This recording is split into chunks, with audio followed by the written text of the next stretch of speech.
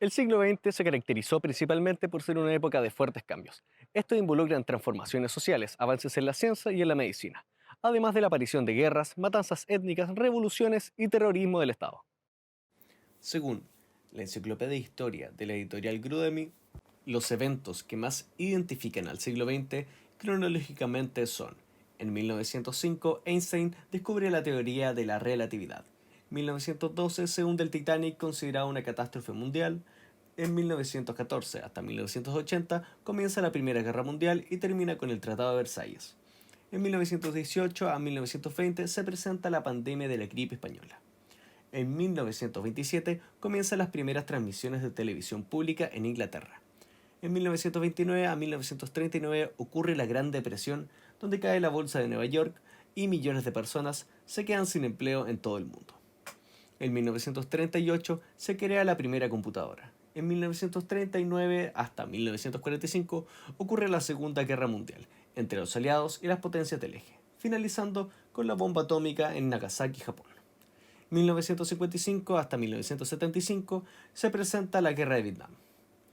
En 1969 el Apolo 11 llega a la Luna.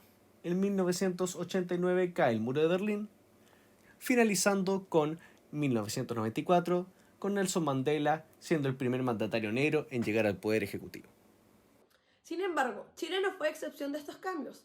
Luego de que Jorge Alessandri gobernara desde 1958 a 1964, fue el turno de Eduardo Frei quien inició, como dicen, la era de los revolucionarios. En esta era ya Chile está viviendo con 4 millones de personas, provocando una sobrepoblación donde gente se encontraba sin vivienda y sin sueldo. Estas problemáticas hicieron que Alessandri y Frei establecieran nuevas reformas para solucionarlas.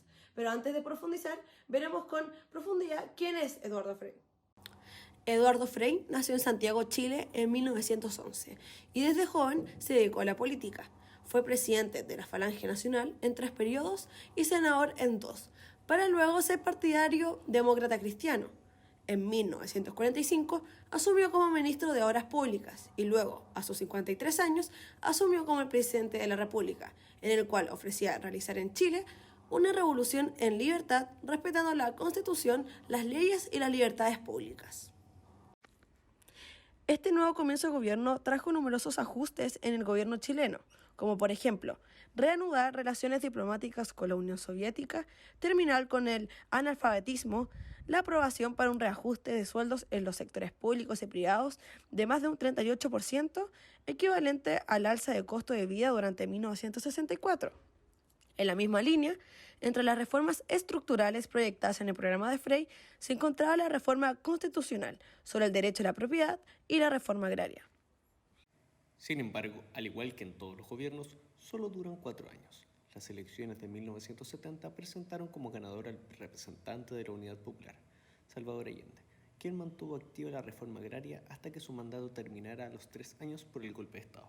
Promulgada en el año 1967, el Congreso aprobó una serie de modificaciones a la Constitución, estableciendo la función social de la propiedad, el pago diferido de las expropiaciones y otras disposiciones.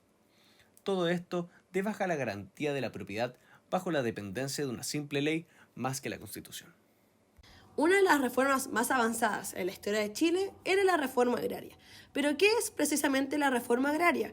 Algunos la llamaban la ley para el que la trabaja. Según Frei, Es para realizar una promoción efectiva y auténtica de los campesinos y de sus familias, logrando la incorporación de ellos a la comunidad nacional y a la vida social, cultural, cívica y política de nuestra patria.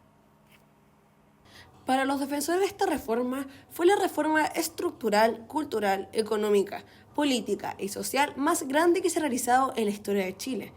El surgimiento de esta reforma inició en el año 1962. Según los datos de Manual de Historia de Chile, escrito por Francisco Frías Valenzuela, en todo el país el 9,7% de los propietarios poseían el 86% de la tierra agrícola, en tanto que el 74,6% solo disponía del 5,2% de ella. En segundo lugar, el país priorizaba el trabajo urbano por sobre el campestre, en consecuencia de que los campesinos migraron a la ciudad para buscar empleo, provocando una crisis agraria. Y tal como se mencionaba anteriormente, en el gobierno de Arturo Alessandri en 1962 se había aprobado una primera ley de reforma agraria que permitía la expropiación y subdivisión de las grandes propiedades inexplotadas o deficientemente explotadas. Con esta ley se creó la Corporación de la Reforma Agraria, con las iniciales CORA o llamada también CORA.